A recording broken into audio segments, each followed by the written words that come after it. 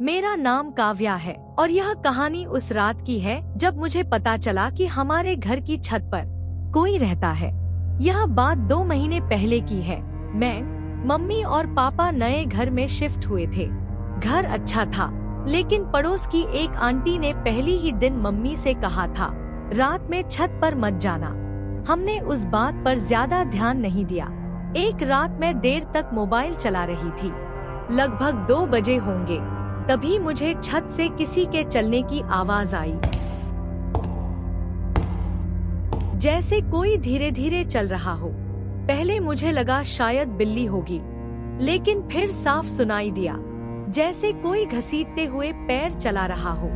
मेरा कमरा छत के बिल्कुल नीचे था। मैंने मम्मी को जगाया।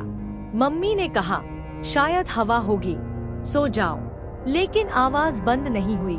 अब ऐसा लग रहा था जैसे कोई छत पर गोल गोल घूम रहा हो। डर के बावजूद मुझे जिज्ञासा हुई। मैं धीरे से सीढ़ियां चढ़कर छत पर जाने लगी। सीढ़ियों का दरवाजा थोड़ा सा खुला हुआ था। मैंने दरवाजा धीरे से खोला। छत पूरी तरह खाली थी। मैंने चारों तरफ देखा, कोई नहीं। मैंने सोचा शायद मैं बेकार ही डर रही थी। जैसे ही मैं वापस मुड़ने लगी, अचानक मेरे पीछे से आवाज आई, तुम मुझे ढूंढ रही हो? मैंने झट से पीछे देखा, कोई नहीं था। मेरा दिल जोर से धड़कने लगा। फिर वही आवाज, इस बार मेरे ऊपर से आई, मैं यहाँ। मैंने धीरे धीरे सिर ऊपर उठाया और जो मैंने देखा उसे मैं कभी नहीं भूल सकती। पानी की टंकी के ऊपर एक औरत उल्टी खड़ी थी।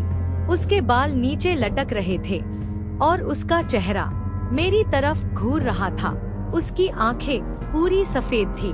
वह धीरे धीरे मुस्कुराई और अचानक टंकी से कूदकर चारों हाथ पैरों पर मेरी तरफ रेंगने लगी। मैं चीखते हुए सीढ़ियों की तरफ भागी। मैं नीचे कमरे में जाकर दरवाजा बंद करके रोने लगी। सुबह जब मैंने मम्मी पापा को सब बताया तो उन्होंने विश्वास नहीं किया। लेकिन उसी दिन पड़ोस वाली आंटी आई। उन्होंने धीरे से कहा, पिछले घर वालों की बहू इसी छत से कूदकर मर गई थी। उस रात के बाद से हर रात 2 बजे मुझे फिर वही आवाज सुनाई देती है और कभी-कभी मेरे कमरे की छत से कोई धीरे से खरोंचता है।